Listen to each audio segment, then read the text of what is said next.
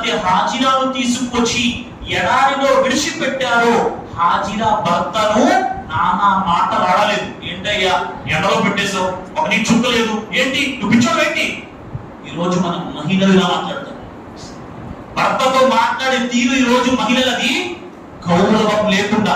ప్రవక్త అన్నారు, నేను నరకములో ఎక్కువ మంది స్త్రీలను చూశాను. అమ్మనండి, నేను నరకంలో ఎక్కువ మంది స్త్రీలను చూశాను. కారణం ఏమిటి? భర్త ఎంత సంతోష పెట్టినా నువ్వు ఎన్నడూ నన్ను సంతోష పెట్టలేదు అని భార్య భర్త యొక్క గౌరవాన్ని మంట కలుపుతుంది. భర్త స్థాయి సాధారణమైన స్థాయి కాదు. ప్రవక్త ఏమన్నారు? అల్లాహ్ ముందు ఇతరుల తప్ప సజ్దా చెయ్యటం నిషిద్ధం. కానీ స్త్రీ ఎవరి ముందైనా సజ్దా చెయ్యాల్సి వస్తే అది భర్త ముందు సజ్దా చెయ్యాల్సి